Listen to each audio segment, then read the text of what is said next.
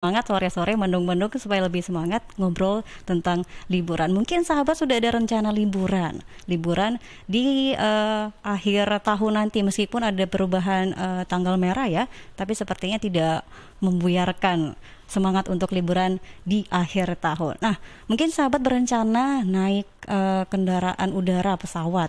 Beberapa pekan ini, sahabat kita tahu di media banyak sekali yang mendiskusikan ya tentang perubahan kebijakan PCR ketika mau naik pesawat.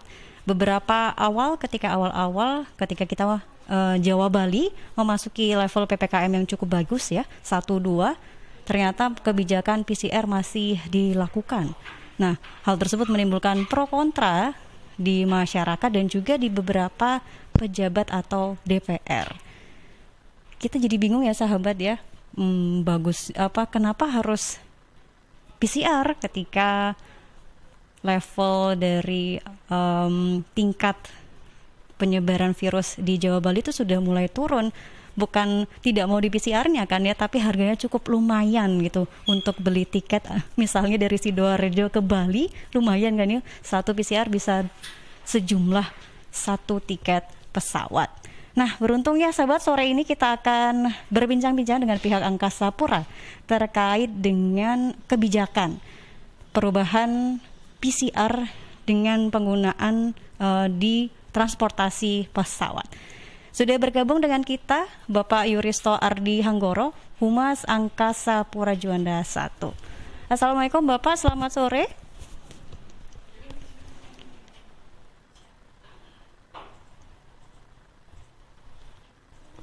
Ya, Assalamualaikum Bapak, selamat sore.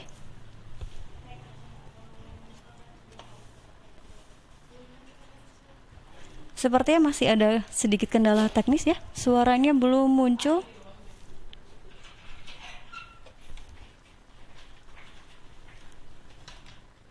Oke, baik. Selamat sore Bapak Yuristo Ardi Hanggoro.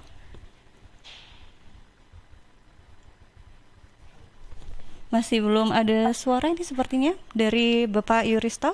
Baik, sambil menunggu. Halo. Oh iya, halo Bapak, selamat sore. Selamat sore, sudah jelas ya suaranya? Iya, sudah jelas Bapak, terputus-putus sedikit. Oke, sorry ya. Baik. Apa kabar Bapak sore hari ini? Baik, Mbak Isna, gimana kabarnya Mbak Isna? Alhamdulillah, tetap semangat ini Pak. Iya, Ya, Bapak, semangat ya. kita berbicara tentang ini Pak. Ramai sekali ya Pak di media massa, baik online maupun cetak, tentang kebijakan, entah itu dari pemerintah atau dari Angkasa Pura sendiri terkait dengan PCR untuk transportasi pesawat. Mungkin bisa dijelaskan dulu Pak, apa sih sebenarnya yang menjadi penyebab? Karena kan masyarakat ikut bingung nih Pak, yang menyebabkan dinamika atau perubahan kebijakan PCR dari A ke B, balik lagi ke A, kemudian ke B lagi. Monggo Bapak mungkin bisa dijelaskan supaya semuanya bisa jelas, clear gitu, tidak salah paham dan salah sangka. Oke, baik Mbak Isna, terima kasih kesempatannya. Jadi saya mau meluruskan dulu bahwa posisi Angkasa Pura 1 ini adalah sebagai operator bandara. Jadi kapasitasnya bukan membuat kebijakan. Baik. Yang membuat kebijakan tentu saja dari pemerintah pusat, dalam hal ini ada tertuang dalam Inmendagri, lalu ada surat edaran Ketua Satgas COVID Nasional, hingga petunjuk teknis yang kami pakai sebagai acuan adalah surat edaran Kementerian Perhubungan. Jadi pada prinsipnya kita menjalankan atau kami menjalankan apa yang sudah menjadi ketetapan kebijakan yang dituangkan dalam peraturan. Oke. Nah, terkait perubahan syarat dokumen kesehatan untuk transportasi udara ini memang beberapa saat ini mengalami dinamika yang cukup dinamis begitu ya. Yang terakhir sudah dikeluarkan surat edaran Kementerian Perhubungan nomor 96 tahun 2021 kemarin dan efektif berlaku mulai hari ini. Untuk syarat kesehatan transportasi udara, penerbangan dari atau ke bandar udara di Pulau Jawa dan Pulau Bali, serta antar bandar udara di dalam wilayah Pulau Jawa dan Bali diatur sebagai berikut. Yang pertama, jika calon penumpang ini sudah memiliki vaksinasi dosis kedua atau sudah 2 kali vaksin, bisa menggunakan surat keterangan hasil negatif rapid test antigen yang sampelnya diambil dalam kurun waktu maksimal 1 kali 24 jam. Lalu yang kedua, jika calon penumpang ini masih hanya baru 1 kali vaksinasi dosis atau dosis pertama, menggunakan surat keterangan hasil negatif tes RT-PCR. Jadi saya ini sambil membaca headline yang ada di Suara Sidoarjo ini, tulisannya tuh penghapusan tes PCR gitu.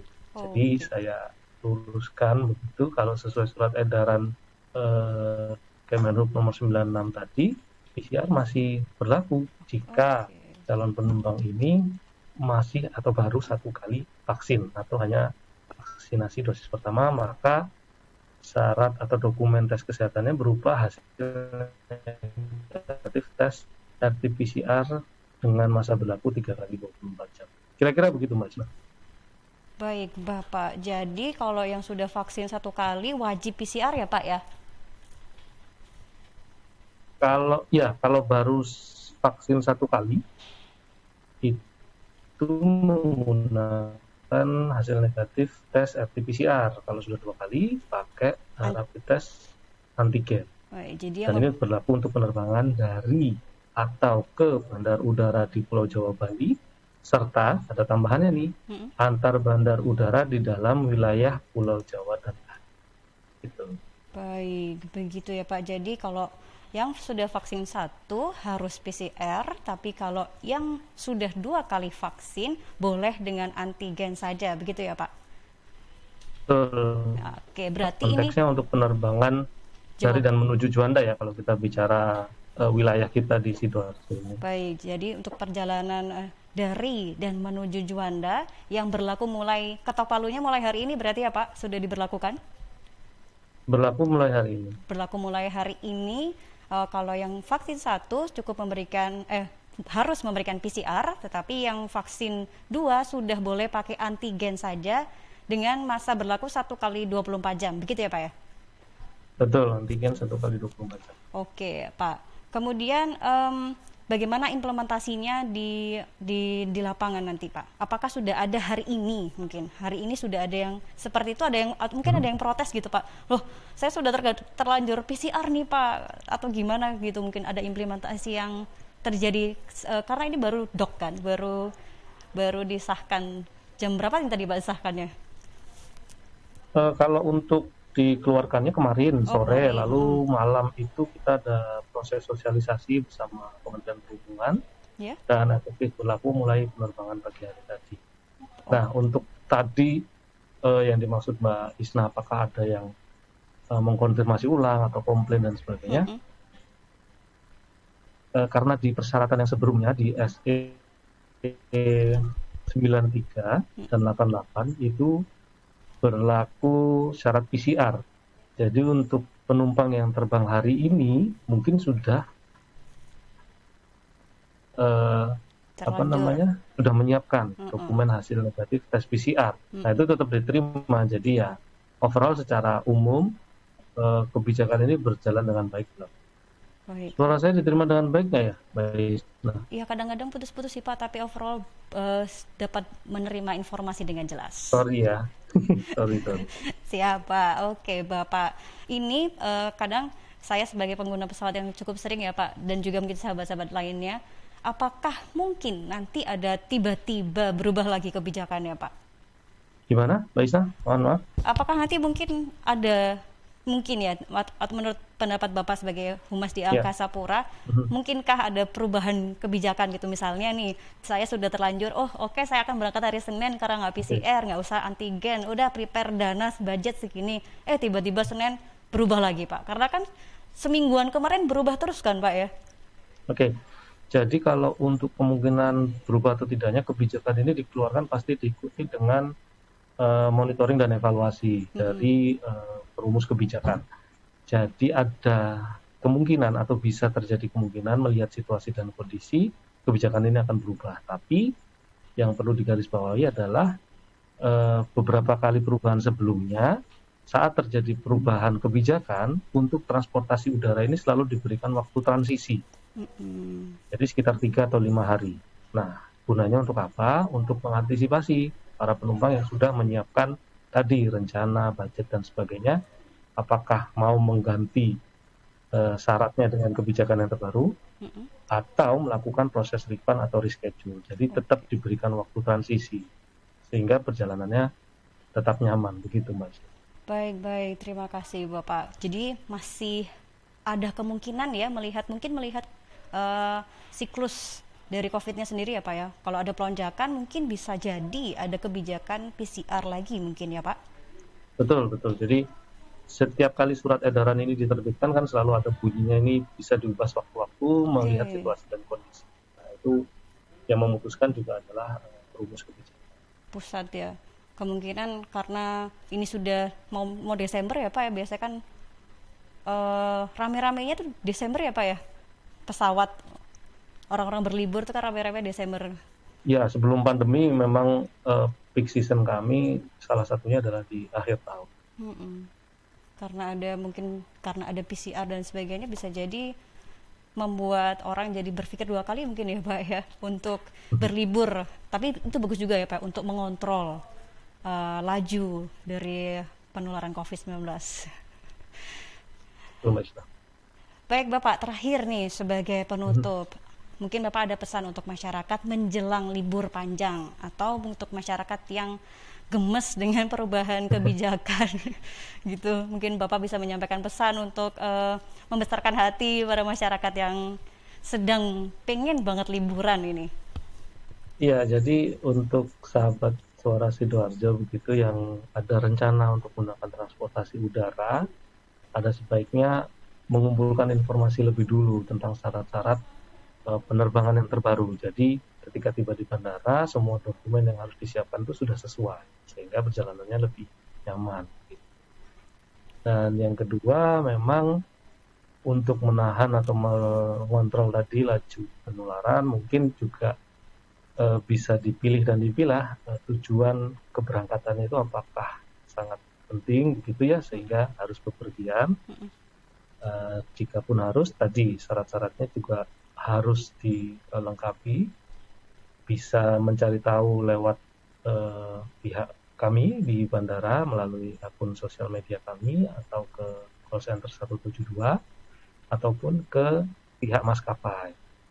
Jadi bisa dicari tahu lebih dulu syaratnya apa dan harus mengumpulkan apa saja gitu sebagai syarat terbang supaya perjalanannya nyaman. Dan jangan lupa untuk mengunduh aplikasi Peduli Lindungi, karena nanti proses validasi dokumen kesehatan melalui aplikasi. Dan terakhir mungkin himbauan kami agar calon pengguna jasa atau penumpang bandara ini menyediakan waktu yang cukup untuk tiba di bandara, karena ada proses validasi dokumen kesehatan yang sebelumnya di luar masa pandemi itu tidak ada, mulai diterapkan saat pandemi, jadi itu menambah waktu proses boarding begitu ya. Jadi mohon disiapkan waktu yang cukup untuk tiba di bandara ya minimal 2 atau 3 jam sebelum waktu keberangkatan. Begitu Mbak Isma.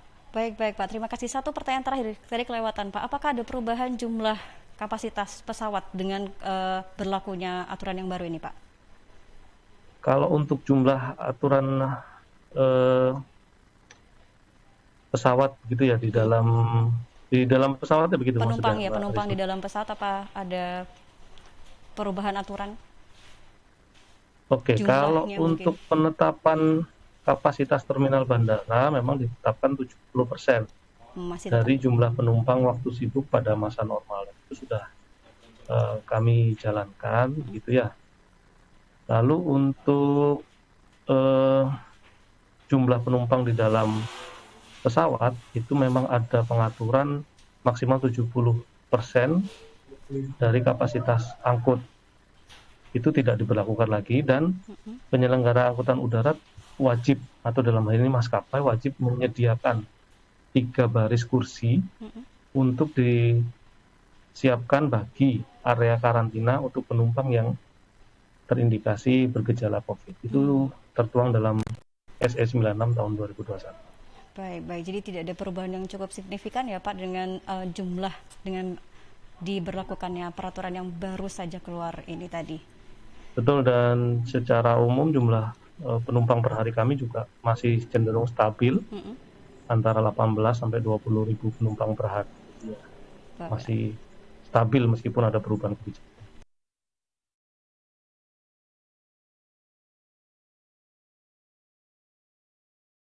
Surabaya. Terima kasih Bapak atas informasi yang sangat informatif, melegakan ini sahabat dan masyarakat yang mau berlibur.